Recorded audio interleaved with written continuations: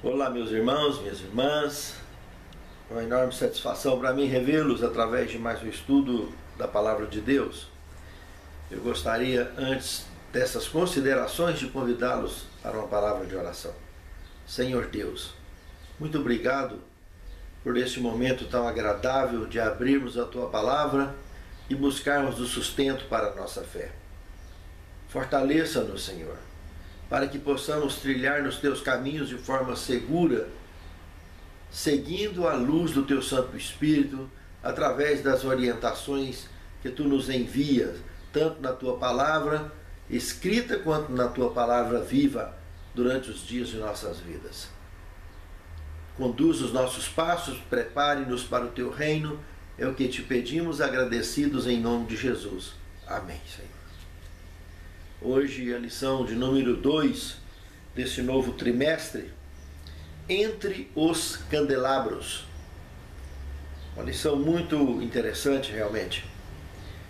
No verso principal, capítulo 3 de Apocalipse, no verso 21, temos o seguinte: quem tem ouvidos, ouça o que o Espírito, com E maiúsculo, diz às igrejas. Irmãos, realmente resistir à palavra de Deus é um ato de absoluta ignorância, porque acaba por depor contra o próprio indivíduo que resiste à palavra de Deus.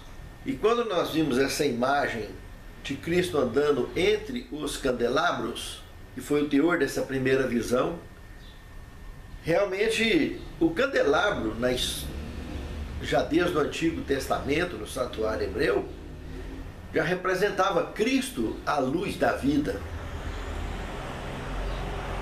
E isso mostra a presença ativa dele na direção dos 7 períodos que a igreja cristã passaria, representada por essas 7 igrejas da Ásia Menor, que nós estudaremos logo a seguir, começando hoje pela primeira delas. Na próxima semana estaremos estudando as demais igrejas.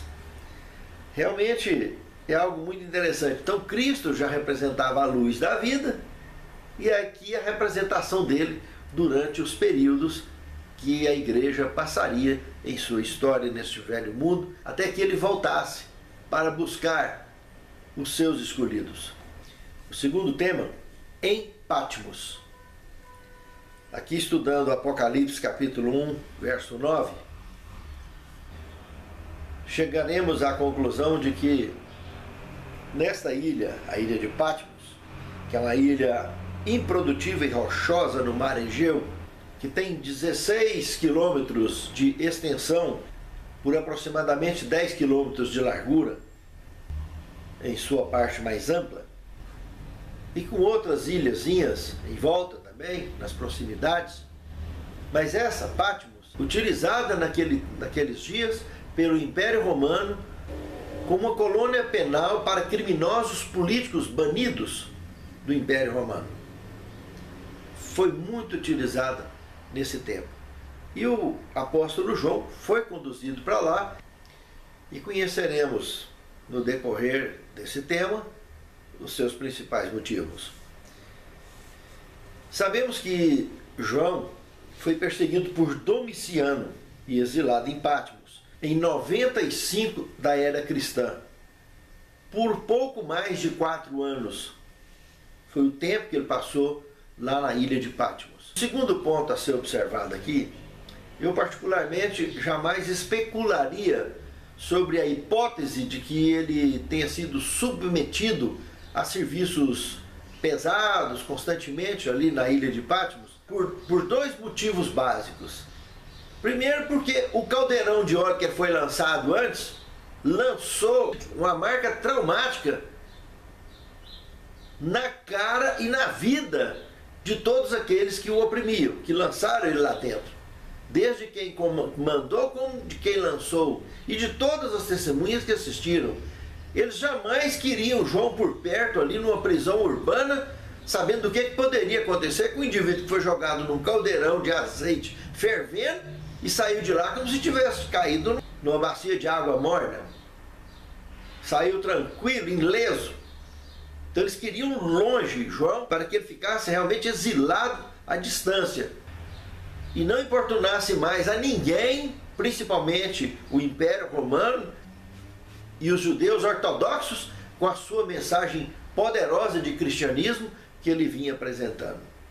E o segundo motivo que eu não especularia, porque como que ele escreveria as suas obras, principalmente a obra do Apocalipse, que é uma obra intensa, enorme, e como ele teria tempo para os arrebatamentos, como citados aqui em Apocalipse capítulo 1, verso 10, como também em Apocalipse capítulo 4, verso 1 e 2. E a quantidade de visões que João teve, e a cada visão ele tinha orientações, escreve isso, não escreve aquilo.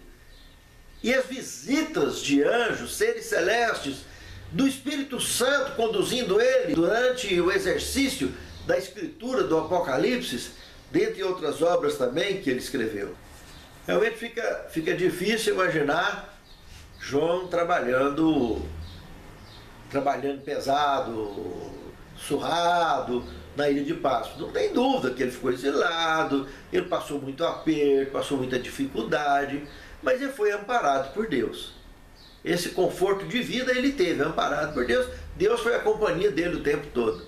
Terceiro tema, no dia do Senhor. Nós podemos citar vários textos para fortalecer Apocalipse capítulo 1, verso 10, para provar que realmente o dia do Senhor é o sábado, sempre foi e sempre será. Lá em Isaías, por exemplo, capítulo 66, verso 22 e 23, mostra no futuro, no novo céu e na nova terra, que eu hei de fazer, está dizendo lá em Isaías, que lá todo sábado toda a carne virá perante mim e me adorará, diz o Senhor. Vejam, que está no futuro. Voltando nessa ordem do futuro para cá, passamos por Mateus capítulo 12, verso 8, onde o próprio Filho de Deus confirma que o Filho do Homem até do sábado é Senhor. Aí podemos ir para Êxodo 31, 13, Isaías 58, 13, Ezequiel capítulo 20, verso 12, verso 20, que não resta a menor sombra de dúvida quanto ao sábado, que lá em Lucas também, no capítulo 4, verso 16, Cristo tinha por costume ir nas sinagogas aos sábados. Em Atos dos Apóstolos, diversas passagens do dia principal de culto como o sábado. Então não resta a menor sombra de dúvida que quando o apóstolo João usou essa expressão, que foi arrebatado, que recebeu a visita de Cristo e foi arrebatado no dia do Senhor, está falando do sábado, está se tratando do sábado. Não tem a menor sombra de dúvida. E o mais curioso, que nessas viagens arrebatadas que João teve, ele viajou tanto no passado, foi lá no Gênesis. Observe, irmãos, o que está escrito em Apocalipse capítulo 12, verso de 7 a 12. Ele contemplou a estrutura ali, nós podemos perceber a serpente, podemos perceber o cordeiro, o sangue do cordeiro. Irmãos, quando os nossos primeiros pais caíram, e deu detalhes que facilitou para nós a compreensão do Gênesis. Momento em que aconteceu essa batalha, que ele foi expulso do céu e foi lançado na terra. E mais tarde comentado também por Cristo no Novo Testamento. Sabe, irmãos? Ele viajou no passado, milhares de anos antes dele, há mais de 4.000 anos, como viajou no futuro a maior parte dos relatos apocalípticos, que é voltado praticamente para uma estrutura profética e escatológica, que vai além dos nossos dias. Realmente só Deus para poder proporcionar isso para mortais como nós, que vivemos neste velho mundo. Pense nisso, amado irmão. Pense nisso, amado irmão. Lá no Apocalipse, Nós vimos João, por exemplo, no capítulo 16, tratando das 7 pragas. Ele, que está muito à frente dos nossos dias, ele está lá ouvindo o que o anjo que está nas águas está comentando com o Senhor que está nos céus. Ele está relatando conversas que ele assistiu, o tom que ele escreveu, e o anjo disse isso. Quer dizer, da entonação que ficou no passado. Mas nós sabemos que as 7 pragas estão no futuro. Como a descida da cidade santa. Como ele disse lá, o anjo das águas, justo e soberano, de vingar o nosso sangue, porque derramaram o sangue dos profetas e tu deste sangue a beber, quando Deus transformará a água em sangue.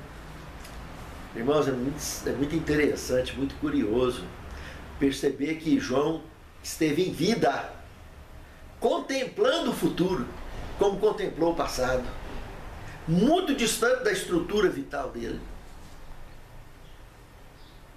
É algo maravilhoso realmente o que está escrito no Apocalipse para preparo nosso. A visão que João teve de Cristo em Patmos, quarto tema, o que nós temos relatado aqui em Apocalipse capítulo 1, verso de 12 a 18, principalmente se destacarmos o verso 17, quando João cai no chão, como morto. Nos faz lembrar de Daniel 10, 9 e 10, que aconteceu algo semelhante. Ali João teve que ser ressuscitado, porque caiu de susto, morreu de susto. E Daniel teve que ser reanimado da mesma forma, naquela visão que ele teve, parecida, idêntica à visão do relato do capítulo 10 de Apocalipse, lá da ilha, quando aquele personagem coloca um pé em cima da ilha, em cima da terra, e o outro lá no mar.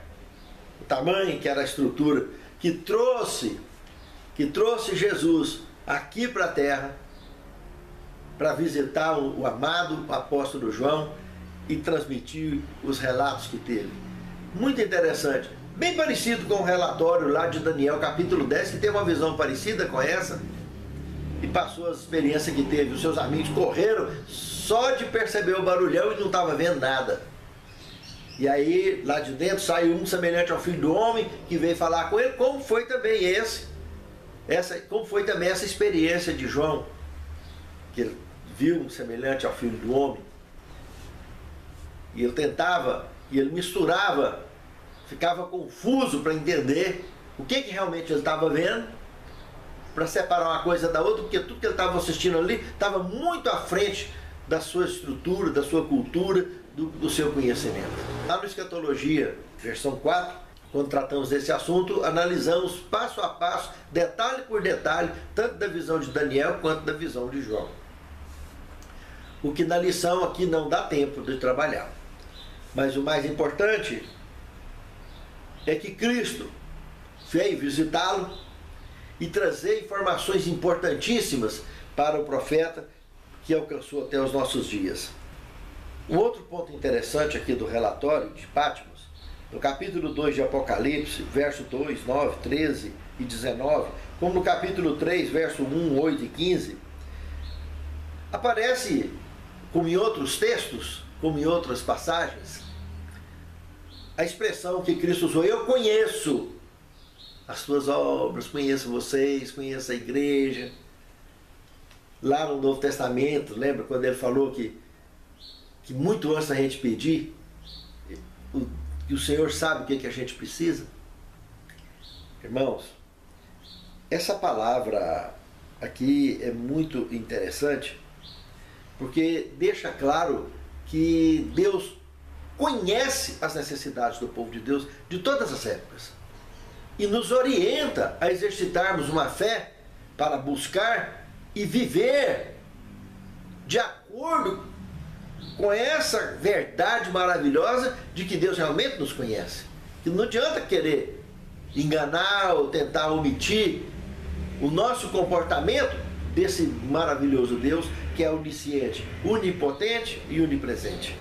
Ele conhece as necessidades do povo de Deus. Sempre conheceu.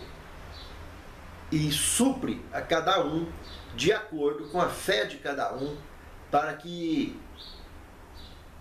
os propósitos da salvação com relação a nós possam, da melhor forma possível, se desenrolarem e acontecerem.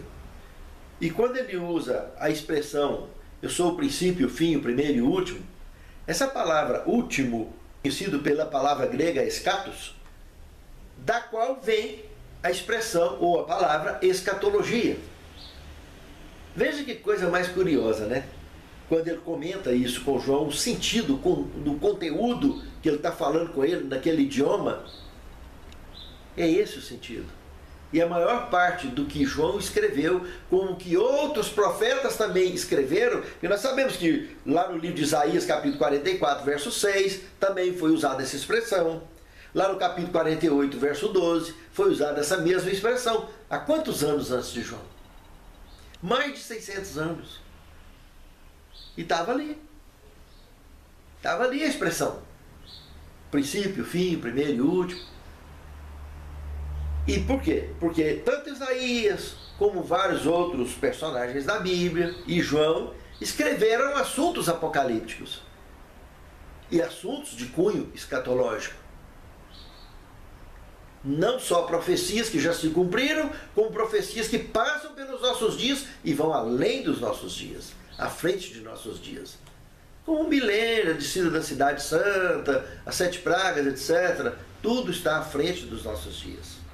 A visão que o apóstolo João teve em Patmos, ele pôde relatar cada passo dessas visões maravilhosas que ele pôde assistir, viajando no futuro ou no passado. E é evidente, do futuro que envolveria ele pôde ver claramente a ressurreição dos justos, a destruição dos ímpios, inclusive de Satanás, como relatado nesse livro. Foi realmente uma experiência fantástica a que João teve. O que ele pôde compreender, do que ele viu, do que ele assistiu, realmente era de emudecer, deixar o indivíduo completamente em estado de êxtase, de tão impressionado com as visões que ele teve. Paulo passou por uma experiência parecida e ele usou a seguinte expressão: o que eu vi lá foram ditos indizíveis. Ele preferiu não escrever para não comparar, para não tentar comparar o que ele estava vendo com a cultura dele, que não tinha nada que pudesse usar para comparar. João já buscou, já tentou comparar para facilitar a compreensão de muitos, mas infelizmente muitas das comparações, como, por exemplo, escreve isso para a memória num livro e tal, dá a impressão que de livro de cartório, livrão grandão. Nós estamos falando, irmãos, de milhões e milhões de salvos, uma multidão incontável que viveu nesse planeta em todas as épocas da história do pecado. Nós estamos falando de visões que ele teve lá, que consegue filmar não só o que as pessoas falam, mas como o que as pessoas pensam. Ele viu o sistema digital que hoje nós não temos condição de imaginar que exista. E aí ele buscou comparar com coisas simples que tinha, como um registro em livros. Mas é muito mais que isso.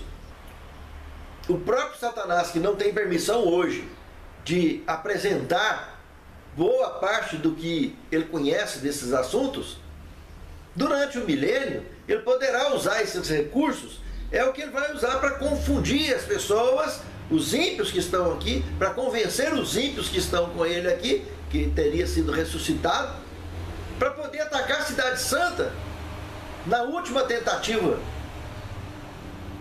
de sobrevivência, antes da execução de todos eles. Evidentemente, ele teria que estar apresentando provas de que esse Cristo, quando esteve aqui há 1000 anos atrás, estaria destruindo pessoas, meninos terríveis, né? Idosos terríveis, que ele não vai dar essa versão. Mas vai mostrar que é idosos inocentes, meninos inocentes, pessoas inocentes, um planeta destruído com a chegada dele. e mentir, como ele é o pai da mentira, mostrar que tudo que aconteceu aqui, ele que reconstruiu tudo e tal, e aqui, ó, tá aqui para vocês agora. Aquele lá que se disse o bonzinho, ele está vindo para destruir a gente, vai ser uma guerra. Por isso que lá no capítulo 20, do verso 7 ao verso 10, mostra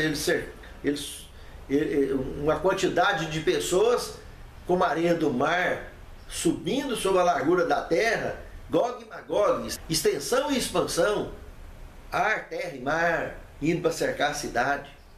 E vai chover fogo e enxofre do céu e destruí-los para sempre. Então realmente, irmãos, é algo muito curioso e impressionante o relatório de Apocalipse, tanto na viagem que João fez no passado, tendo visões fantásticas, como no futuro, principalmente as visões escatológicas. Pense nisso, amado irmão. Pense nisso, amado irmão. No quinto tema nós temos mensagens de Cristo para aquela época e para hoje. Ao estudarmos Apocalipse capítulo 1, verso 11, 19 e 20, chegaremos a uma conclusão que, em se tratando das 7 igrejas, hoje pincelaremos no próximo tema apenas a mensagem à primeira igreja, mas na próxima semana estaremos adentrando as demais 6 igrejas do Apocalipse.